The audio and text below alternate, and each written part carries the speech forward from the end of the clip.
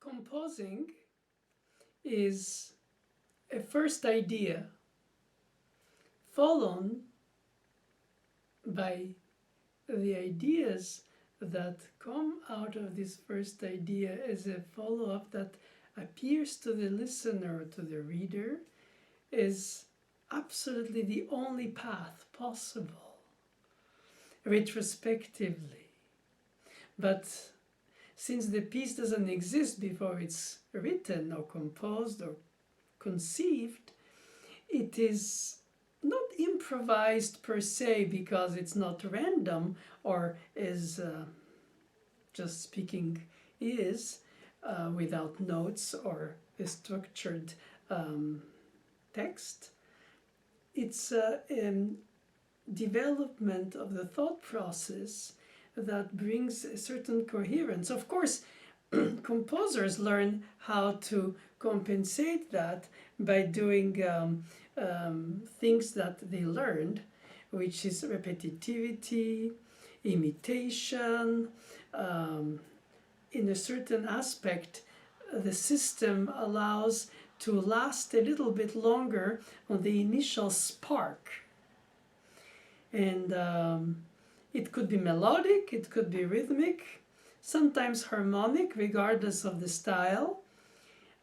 The only thing which is most interesting when you listen to music is that if the form is there to give you a sort of GPS of the flow of the events as a listener, that you figure out where you are in the piece according to some logic or repetitive restatement, the very substance seems to have ran out after the first few seconds, to say.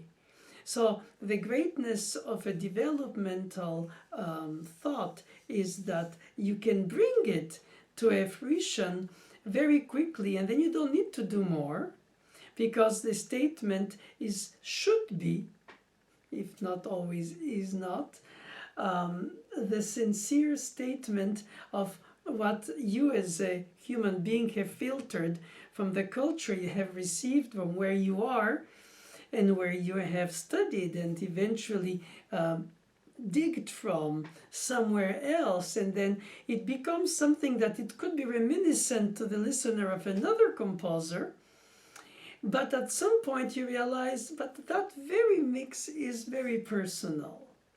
So it's not about judgment, it's really about attention span and how we follow the initial idea, either because it's a format that needs to be so for a dance or a song with lyrics, or for an aria, or for a musical or an opera, or a video game where the action can be played longer on each scene according to each player, then the music has to adapt to it. But then it becomes more incidental music that sort of fills in the atmosphere in the background, which nothing wrong with it, is actually the best part of it. In the harmonic and sometimes melodic components bring in this atmospheric incredible coating of the mood that suggests so much more than even the lyrics could say. And sometimes the music surpasses the lyrics in certain ways, because words are timed in their time, and after certain time they seem old-fashioned, when the music remains quite often, even if stylistically things have changed, it has its own virtue of staying eternal. It's almost as if, unlike science, in music something new doesn't, let's say, replace the preceding, but it just adds to it. It's like a beautiful blossoming tree to which you can appreciate different aspects of its fruits. Now, all these analogies apart, let's imagine a melody. Okay? So what you can do is to think about something to reproduce it on the dominant. already you restate it. But if you wanted to continue,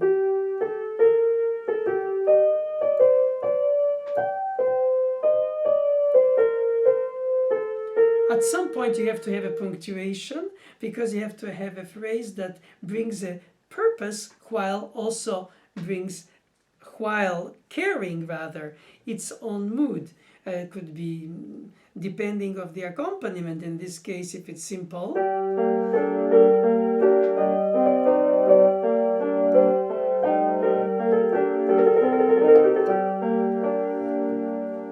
or if it is something more elaborate.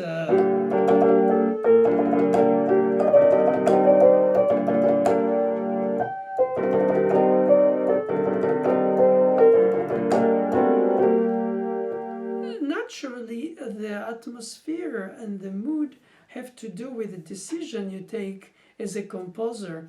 But if the lyrics dictated in the texts creates its own atmosphere, then the music reflects that.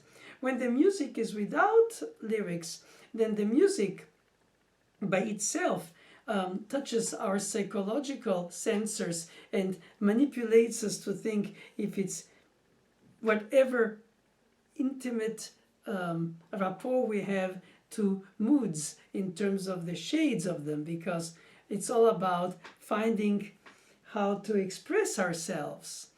So many times we don't find words to say what it means to us. But let's say we don't know in the beginning where this leads us.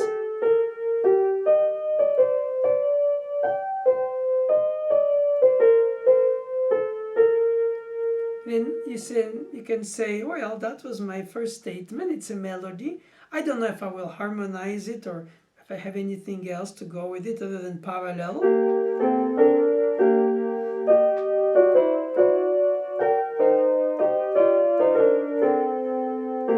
If you want to be both the hands or parts playing in G minor.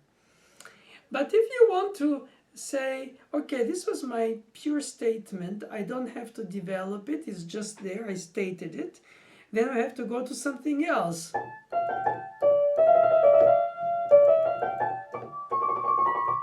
Then you want to, how does that?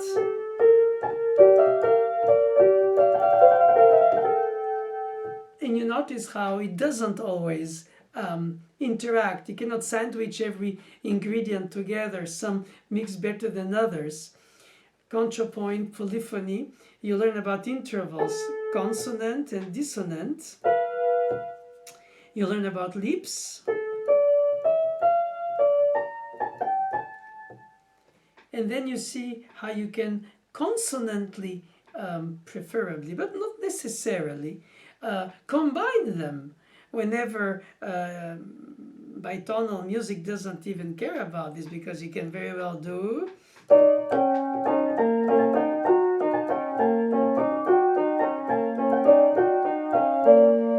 And by itself, it's beautiful too, meaningful in its own way. I think beauty is in the eye of the beholder, in this case, the ear of the beholder. But the fact is that the aesthetics are to do with what you vehicle, or how you quote the meaning of the purpose of the statement of that phrase. In case, for instance, of a mood situation, you can use the repetitivity of an accompaniment arpeggio.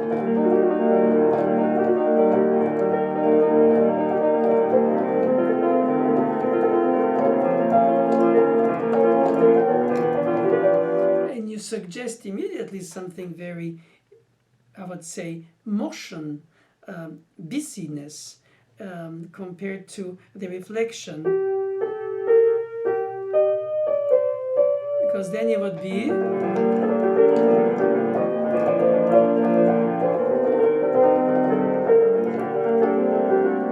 Or with the left hand.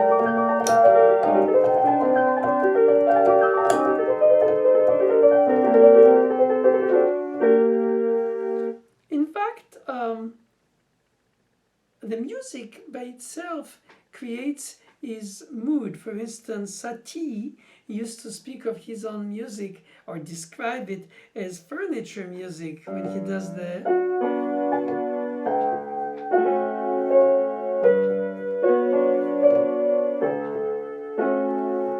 apparently without affect. And the effect of which is that it's a background mood, sort of distantiated from an emotional upheaval inside it. In that case, one can speak about setting patterns.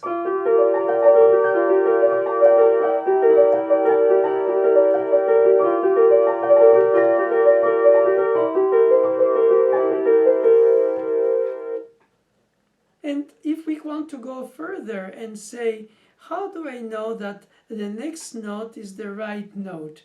For instance, in the melody I came up with earlier,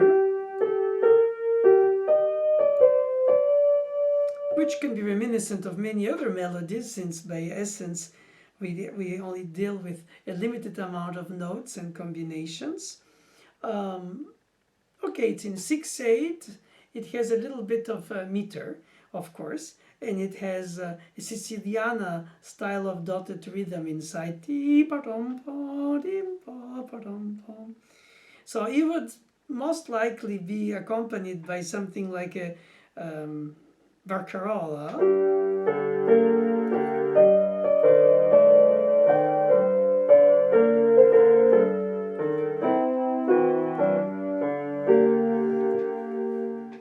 But if you even take the melody itself, you have that leap of the sixth up, which is the first motion that leads us to go to the dominant. So we go from the tonic to the dominant. It's sort of a punctuation.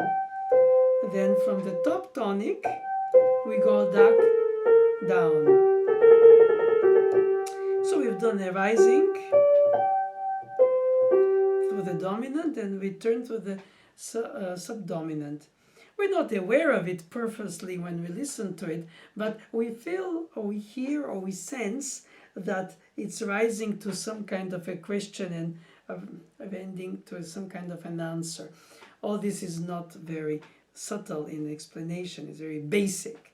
But in fact, it functions very naturally when you don't want to interfere, if it's reflecting images or screen or action on the screen or whatever it is that you want to be for the mood. But if it's away from the mood and you think, I replaced my leading leap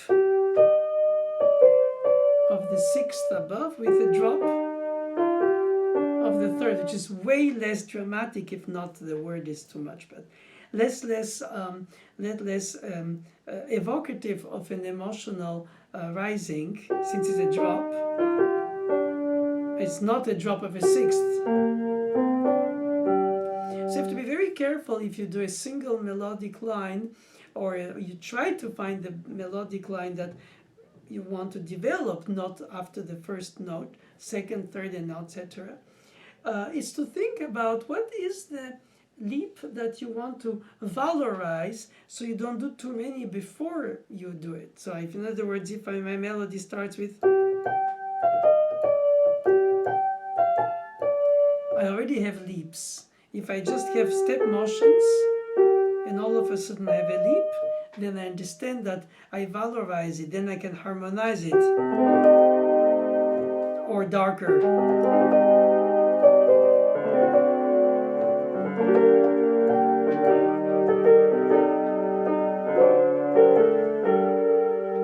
And I said earlier that we could use imitation, and you have in the left hand, besides the harmonic accompaniment, a secondary voice that can enter in a dialogue, echo, if perhaps both, with the melody.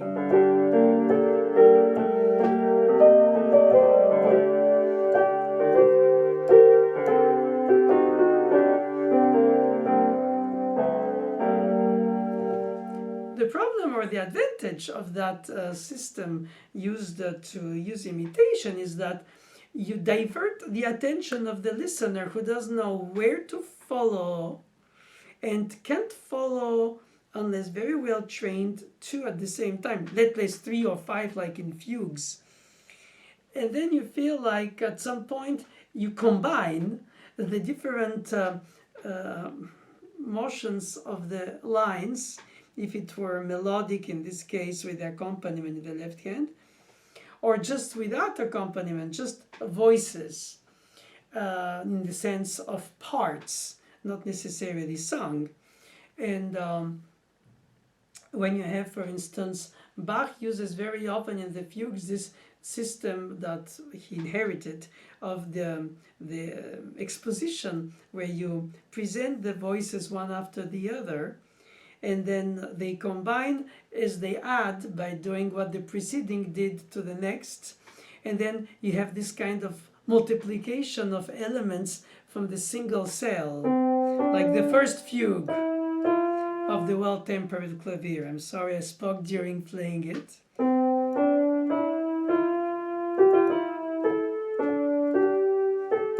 Second voice.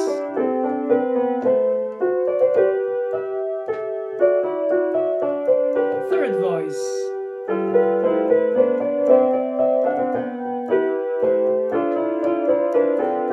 Fourth voice.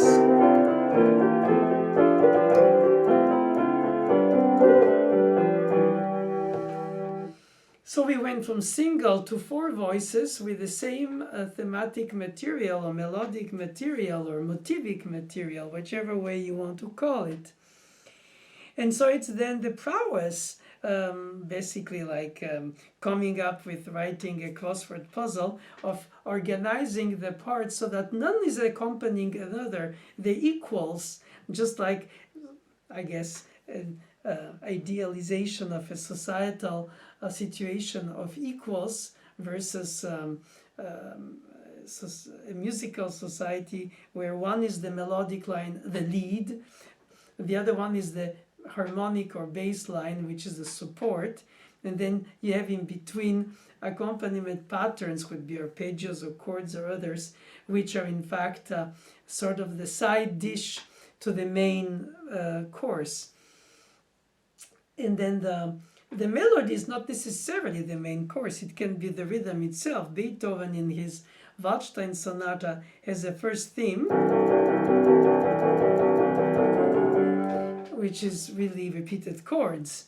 So it's both an accompaniment pattern, if it were, to a melody, which doesn't exist, or at the same time an accompaniment which incorporates rhythmically the repetitivity of the chords, which are harmonically having a function in C major, in this case going to the dominant G major, while meanwhile hinting through the E, F sharp and G on the top part of these chords some kind of melody which is not really brought out to exist as if it was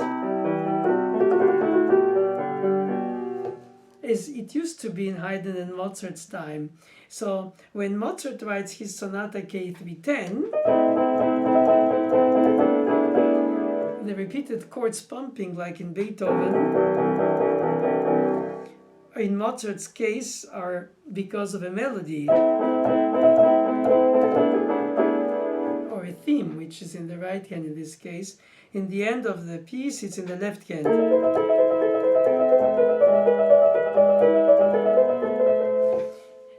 That's Beethoven does also very much in his Sonata number 1 in F minor.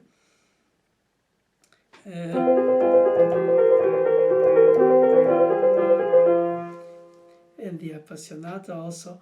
All these early classical or classical Viennese school late 18th, early 19th century music is based on that. But the earlier music that was not necessarily instrumental, mostly sang, like the motets for the choir, that included the polyphony of the fugue, or not necessarily just imitations, then you don't need an accompaniment.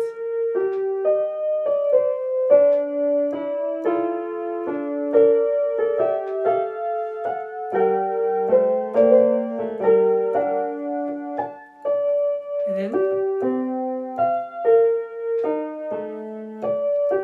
many composers composers resume to the sequence where they reproduce the pattern.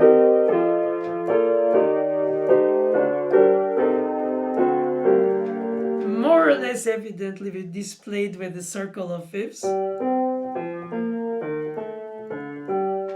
the harmonic progressions dropping by fifth.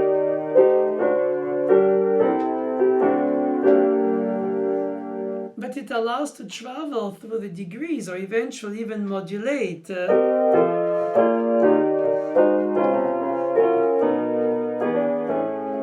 then return. And that reproduction of a pattern on different degrees or in different tonalities, it's a way to people the structure of the statement, which by itself can be reduced only to the few notes that are the essence of it. And then, so it's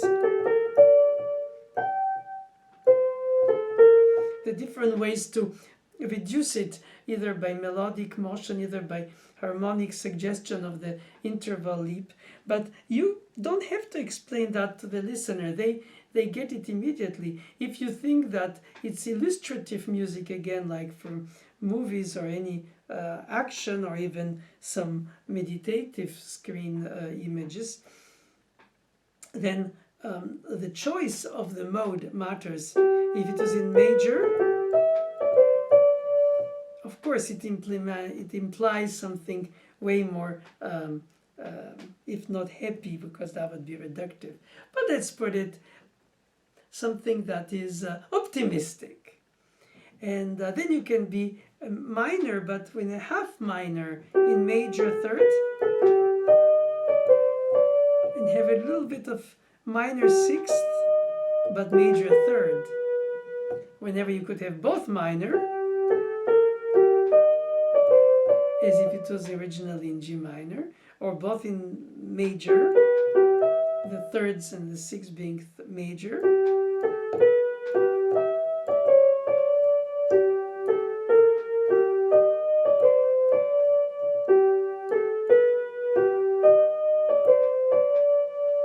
Then you had melodically, let's say, alterations, just like, for instance, instead of the second or fourth degree, A and C, you can do flat 2 or risen fourth, and you can do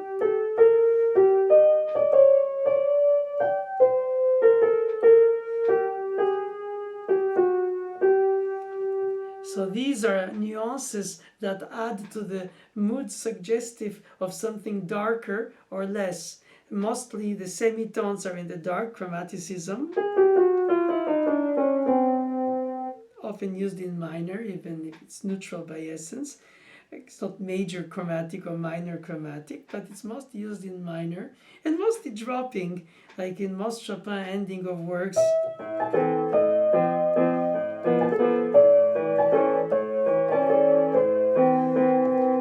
Or in the lament.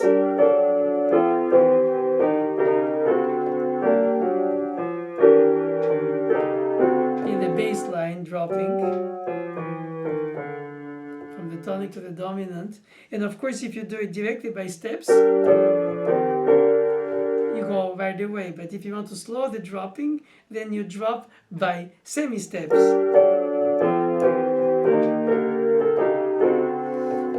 So one can say, yeah, these ingredients are relatively, obvious to me. If I'm not knowing how to use them, I have those Lego bricks, let's say, and I can organize them as I like. And I don't have to follow the rules. After all, the harmony book says to do the dominant and then the tonic. That would be harmonically. Then the second degree. Then the third degree to the the sixth to the second 5-1. And then the third to the sixth to the second to the 5. So we enter in patterns, and you can say, well, I don't have to follow these rules and these patterns because others did. I want directly to go from, 3 directly to 1. and then I'll create my mode, or if not, a usage of the mode that is specific to my expression, because I want to express something without leading tone, since there is no leading tone of the third degree, unless I add it. And then I have an augmented chord, and then every time you use an element that enhances the expression, you then have to be careful about how you're going to not go too early into the enhancement, so that you can last longer and express the music in its flow. And sometimes the repetitivity is what holds you from taking that risk, by repeating constantly the pattern.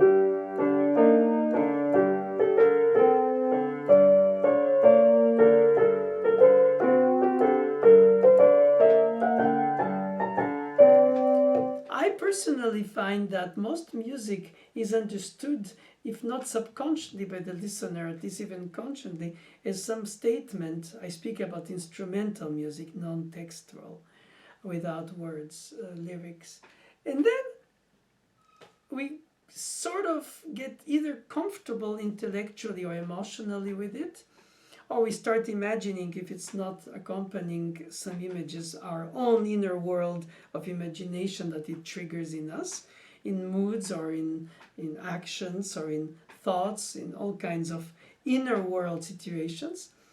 Or then we're surprised when we get to another section or a portion of the piece, or the flow of the events brings you to it through a modulation, because most people would not perhaps agree which, but they could say that there are, if not colors, at least moods associated to an E flat minor tonality, and then to a G minor tonality, and not just in pitches, but also in characters. And then you choose, since it's not an instrumental obligation like tuning or some other option, the keyboard is tuned in semitones chromatically. So we have the unisons on the octaves. Therefore, if I play the same piece, which I initially came up with G minor without even knowing why, actually, if you start just transposing it before modulating, which means reproducing it on another tonality, let's say F minor,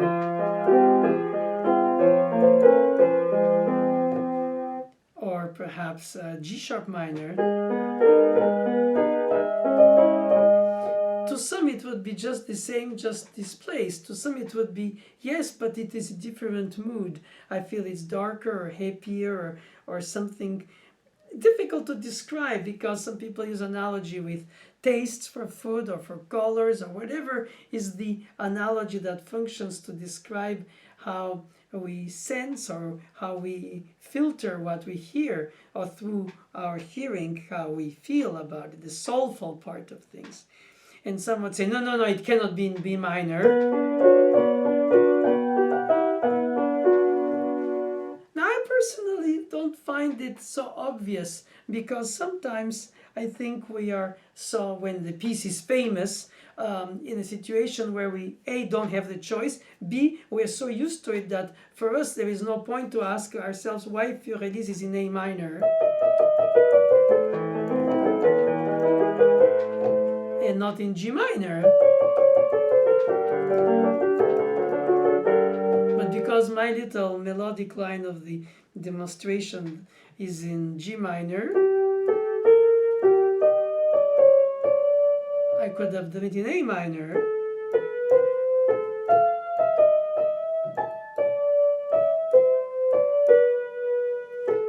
I have myself asked composers why they choose a certain, if it's tonal or not, it could be tonal centered, you can call it many things, how to define its placement in the pitch system, and the spacing, and they don't know always why. It's an intuitive thing. It comes as it does, without choosing to transpose it.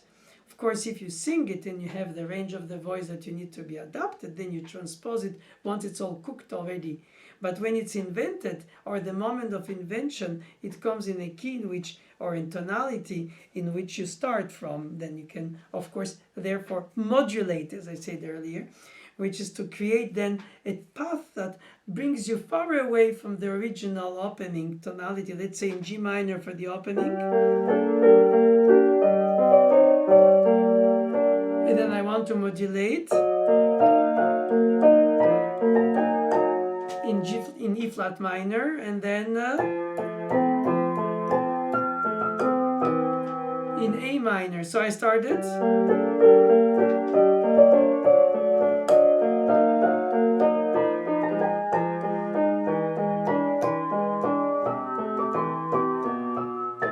And I went through E flat minor to A minor. Then what do? I try to find perhaps D minor with a circle of fifths. And then G and C. And I think, what did I start with? Oh, G minor. With a leading tone F, flat 7. I can go right away to the leading tone and go back to G minor, or continue to travel. Again with the sequence. And then I arrive in G minor, but just a few bars later. It's a question of shortcut or follow a certain path that can be predictable. Perhaps it's not necessary, as a matter of fact, for the listener to know where you're going. You try to amaze them, bedazzle them, or reassure them, the listener, or surprise them just when they don't expect, because the repetitivity of a pattern. Then, of course, you can do it earlier. And then at some point, you want to avoid anything that anybody can figure out where you are by going atonal.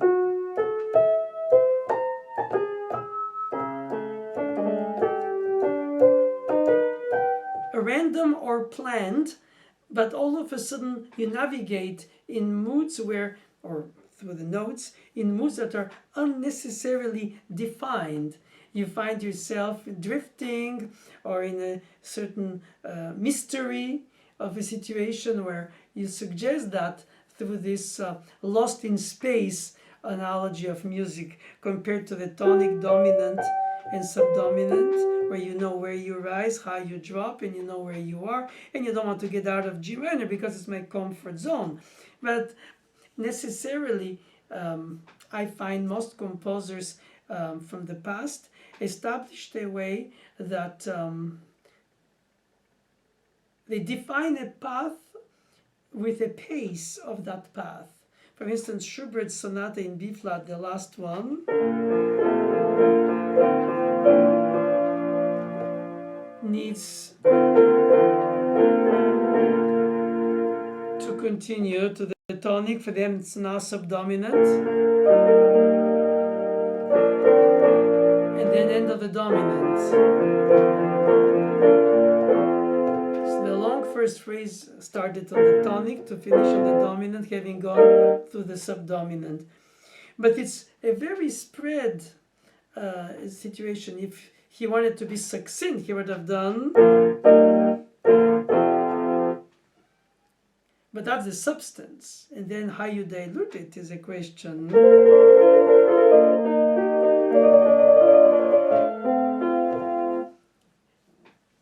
And I find it very striking when you observe how composers develop their thought process, is that the best ones, in my opinion, and not necessarily to classify them best, but the most intriguing ones are the ones who surprise you when you turn the page and you don't guess what it would have been, what you thought it would have been. And you go like, oh, why did they go there? And how that going there instead of where I expected it to go, because of the pattern, brings me to another place that I didn't expect. And then you start traveling and trying to understand what's going on. Is like all of a sudden I don't know where I am. And that's a delicious drop from a chord to another, like in Chopin's concerto you have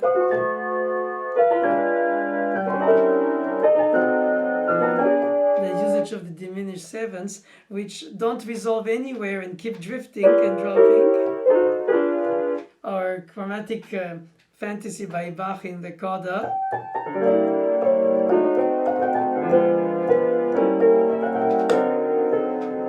centered on D for minor, but going through every semi-step. So it brings us to a mood of dropping, which would be decay or giving up on something that you can't reach, compared to if you have a sequence that instead of dropping rises in terms of chromaticism.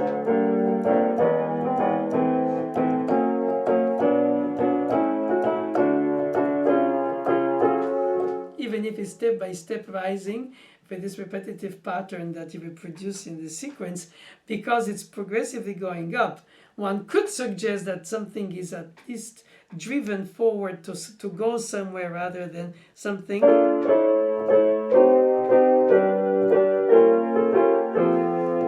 which inevitably inches towards some kind of an end, because it's dropping, just like an exhaling compared to inhaling. And perhaps it's very not developed thought for me to use these analogies, because music is way more subtle than this, or contradictory, where the harmonies go in directions that are opposite, or the voice leading, as well as the patterns of the pulse and the rhythm. For instance, if you have 3/4 meter and you have,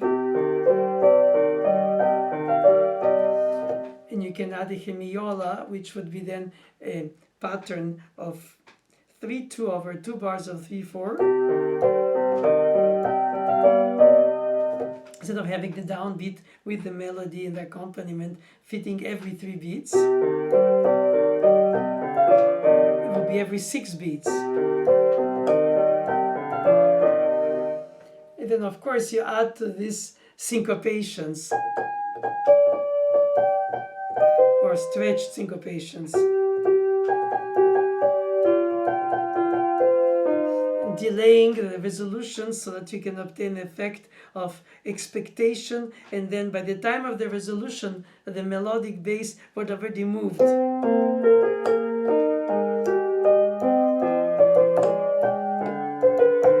And you feel like you're navigating in dissonances if you phase them, but because they're dislocated, dephased,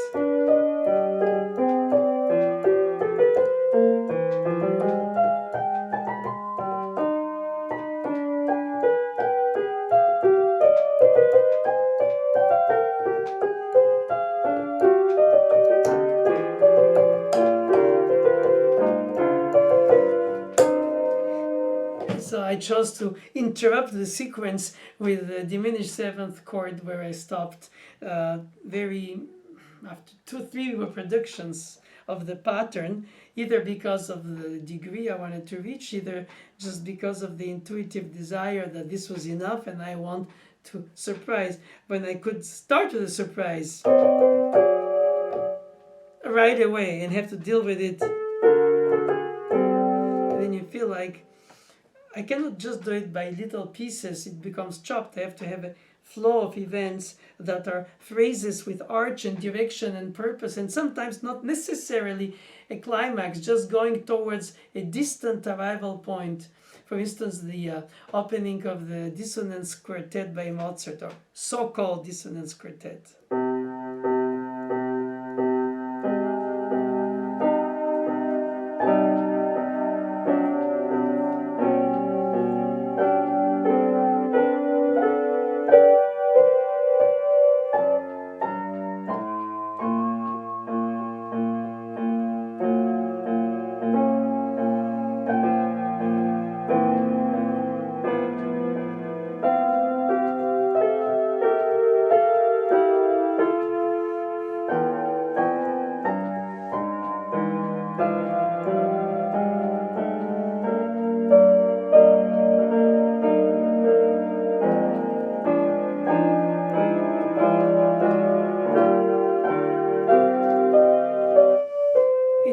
like this can go on forever because it doesn't rise or drop, it just sort of unveils. Same thing with Fauré's opening of the first nocturne.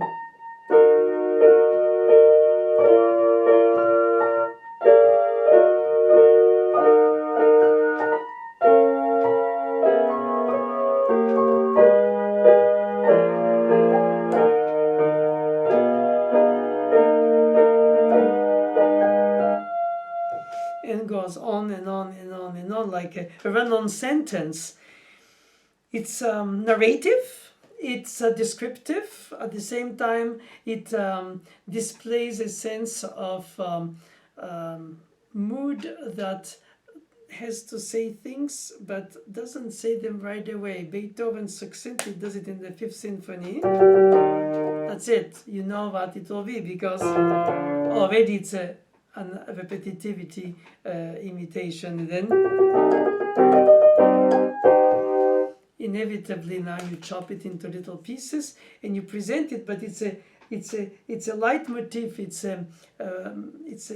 an idea that becomes obsessive. Whenever in the flow of the melodic line, you don't have that feeling. You have the feeling that things are just unveiling as they should be. And when you are learning the piece, you discover it. When you're composing the piece, you're discovering what you don't know. It's almost like sight reading by memory, as I like to call it for composing, because you still don't know where this will lead you if you write it on several pages.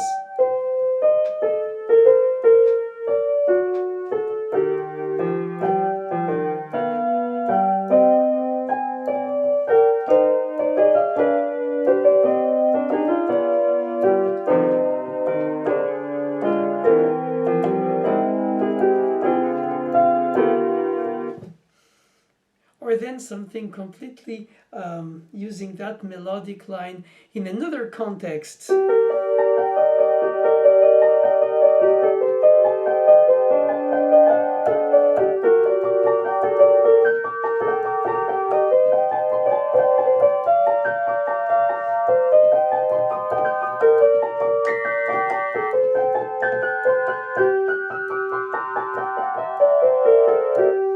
And if it's feisty chordal,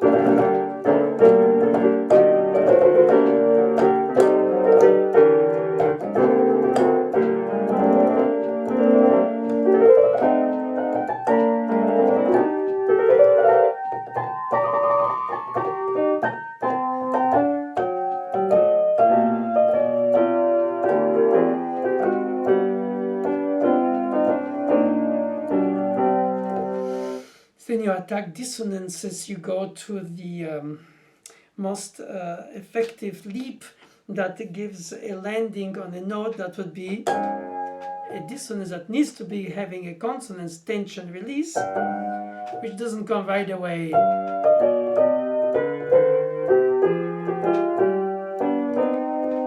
One could dwell over this and say, well, finally it sounds like it's random if it has to be organized to the tonal order of the notes and the phrase structure by tension and release or group of bars, and then the imitation, the sequence, the harmonization, the modulation, and then the return, the recapitulation, the restatement, perhaps a middle section.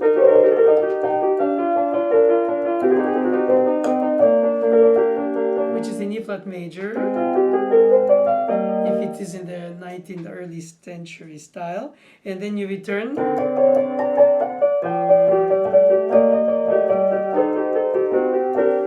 So every time you restate it, or you don't, or if you do often, it's like in a rondo A, B, A, C, A, D, the listener, every time they can catch it, even if it's blending the melodic line in something else, like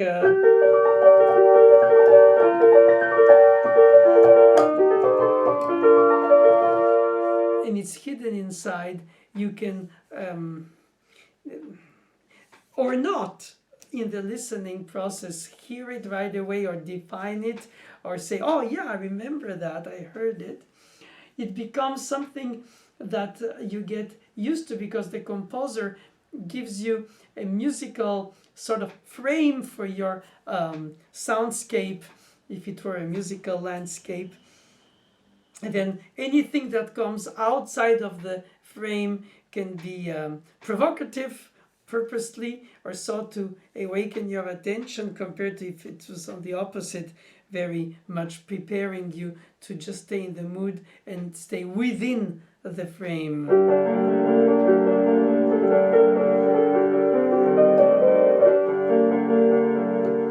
And then you change that with something that continues.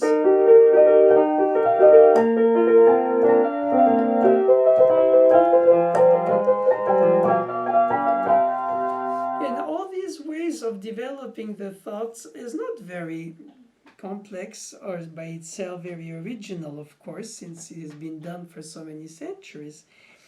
But within the knowledge, the know-how, you choose, either by editing when you think or just improvising spontaneously, progressively, how to eliminate restatements or redundancies or meandering or thinking where I'm going to go next in real time. I find very often music you listen to, you realize, okay, now I got it. What else is going to happen? Tell me, surprise me, if not at least, or enhance what I already like in it, but don't just stay around until something else happens. Of course, again, if it was lyrics that it was accompanying or some images, then the words and the images overtake the repetitivity, which then doesn't appear such, unless when it's music, pure music without other than the music itself, in terms of the patterns, as I said, the motifs. And I find that very difficult to organize in terms of the flow of the events, because if you have too many thoughts in very little time, then the listener is lost, unless they have the score, but they don't necessarily read what they hear. It's all by hearing, for instance. And then you enter with a polyphony.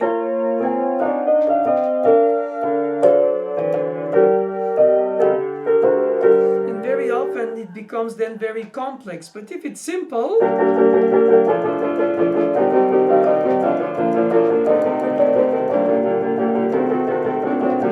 or in major,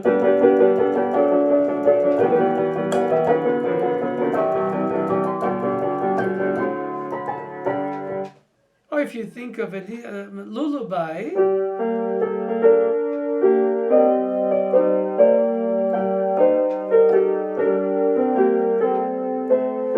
you stay within a smaller range. You don't have to go necessarily opening the range,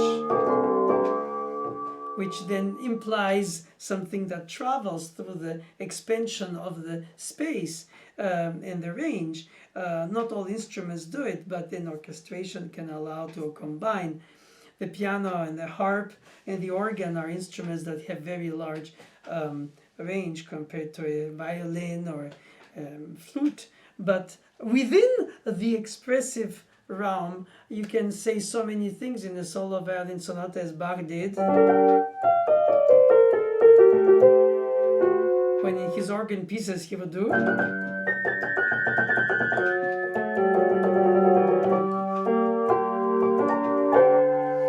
Simply by the ranges that are available. So you enter by realizing that music is not necessarily a thought or a mood only. It's sort of creates each other, to brings you to be aware of it, more or less aware, I would say, to bathe in it, to have an immersion in the mood. If I do,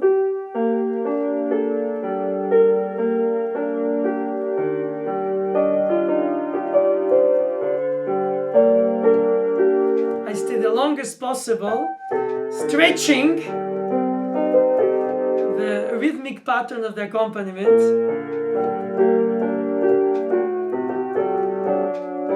Obviously, this cannot be other than a very peaceful mood or the pacing of it. But if I do,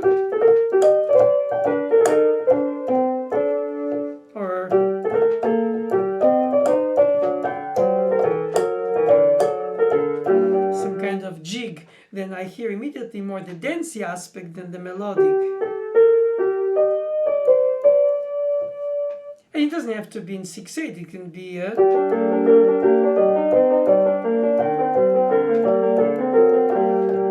a 4/4, 2/4. You can be also changing patterns in terms of the rhythm, which is also a very essential component, and do a 3/8 and a 2/4.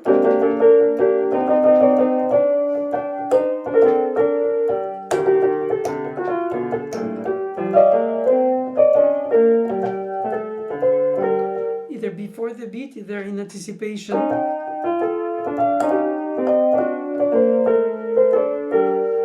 or in delay.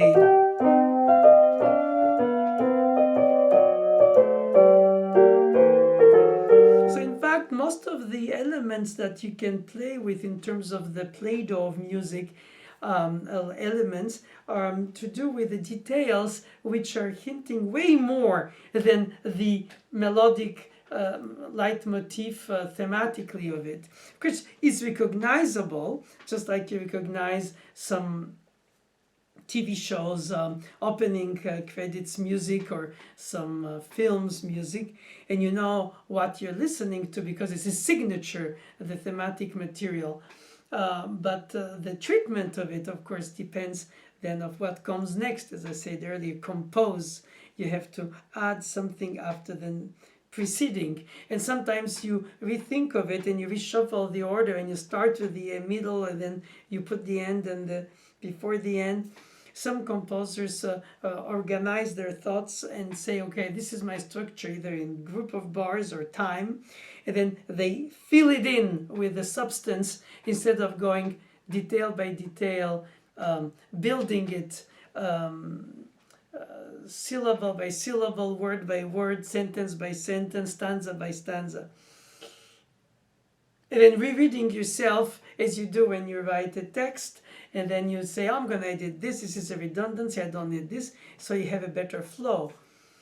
So it can be an intuitive process or very intellectual process, but ultimately the listener, or the purpose of the music, if it is to be for other medias as images or movements or dance or film or video game, or then just by itself, you know that you can either remember it after you heard it because of the subtle repetitivity, and you go, oh God, I cannot get this tune out of my head. For instance, Saint-Saëns concerto.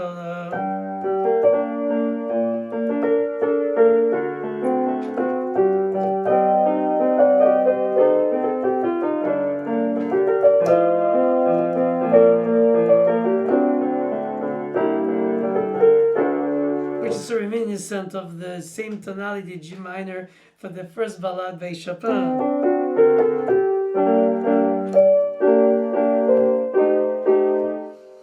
And you can, I hear it all the time after I heard it, it stays there because it's so recognizable, and it's sort of replays inside yourself, even if you don't know the names of the notes, just the pitches, and you can la la la it to yourself, or a lullaby to a child.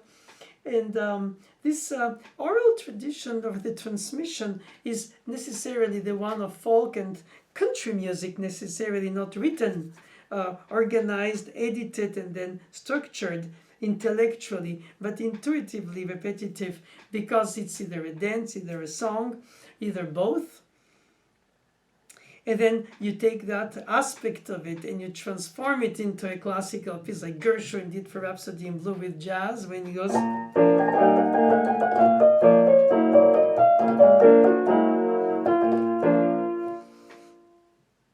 But if you take the melody,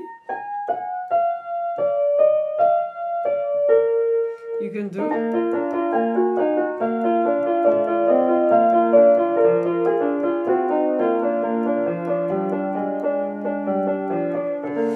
Well, obviously it doesn't function with this type of Alberti bass,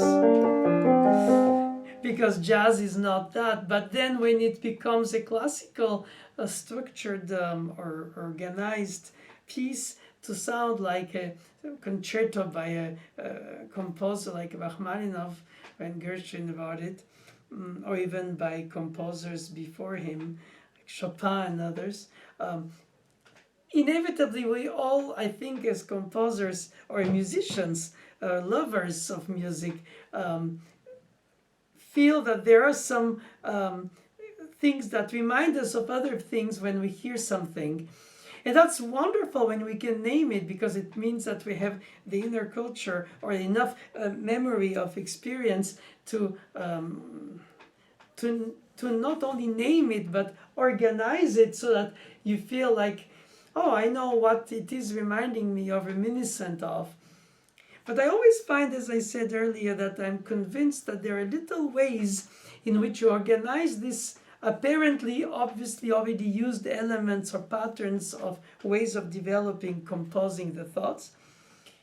I see, after all, if it reminds me of Shostakovich or Stravinsky or Bartok, but not totally. There's moment where all of a sudden you have like a signature of the composer's music, which then retrospectively it's so evident when you hear to Satie.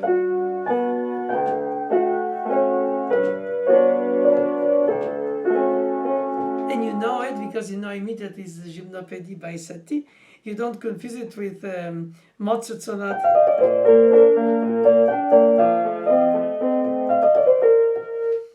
Because that's the styles, and it's not in the same time period, even if some of them overlap and some are more ahead in its time than others, which are musically more conservative.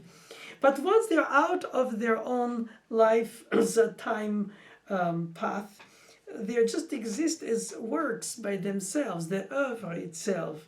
And then it doesn't really matter. Of course, it does when you study it to know where it's situated. And that's why I find it very important not to remain only at the level of new music being described for what it reminds us of another music that we heard. It's like, I'm tasting this sauce. Oh, it reminds me I tasted this sauce at my friend such and such. But it didn't have perhaps that ingredient that makes this one more special or perhaps different because of this other ingredient. And so it's an endless, beautiful organization of the thought process. I find that it's fascinating when you observe it in other composers compared to what you do by yourself. And I find it, for instance, that when you compose a piece or you improvise a piece, you know when it starts, you don't know where it ends. At least you imagine where it can lead you to. And so the improvising is more like free speech or prose. And then the composing would be more like verse or something more like organized strophic, like poetry. And then the musical choice of the words in the poetry are not only to convey the meaning, but they quote the sound of the words chosen for what they want to evoke or invoke of a different level of suggestion than just the fact of what it states. And so the purpose of a phrase is to state something narrative, but meanwhile, a choice of a given ingredient inside, as I say, the appoggiatura, cacciatura, any leading tone that is avoided or delayed, are small effects which by themselves are not necessarily the signature of the composer, since they're used by others, but the way you organize it in the narrative statement of the phrase makes it something more personal. Not everybody has it. Some are more recognizable than others. That's why it's like a foreign language. You learn the idiom, you learn the sounds, the pronunciation, and you realize that as a pianist, a performer, you can play a piece of a different country, different time period, and you have to define it so that you don't sound all alike, even if you have vowels and consonants, and you have to intake air and then exhale while you say it. And to be only comparing the new music that you discover to what it might reassure you that it refers in your knowledge to something else doesn't necessarily well, it is reassuring or dismissive. You say, I don't like it because it reminds me of such and such, which happens in people's opinions if they're not always voiced loud voice.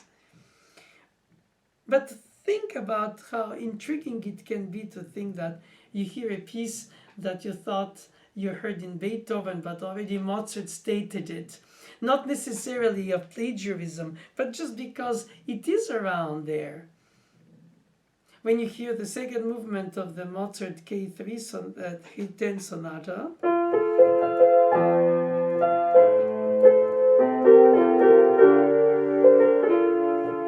of the few years later composed first Beethoven Sonata slow movement,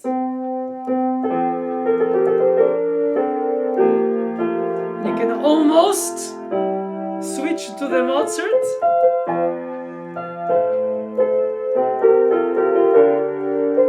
And then return to the Beethoven.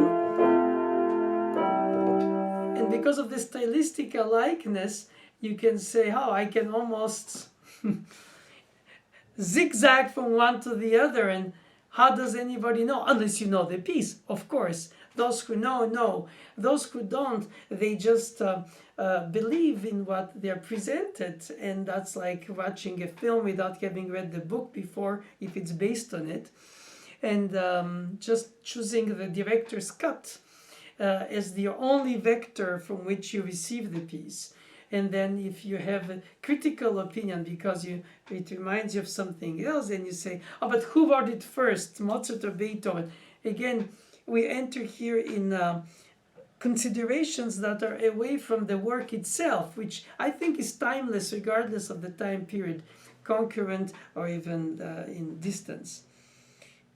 These are some of my random thoughts that I started to share with you today, because I find that composing is writing, if not notating, or improvising, if you don't notate at all, are ways to express your inner world. It's almost like a diary of the inside that doesn't say the words, so you don't openly say the things, and therefore you can stay relatively distant from the facts, but you go to the essence, which is the mood, the soulful feeling.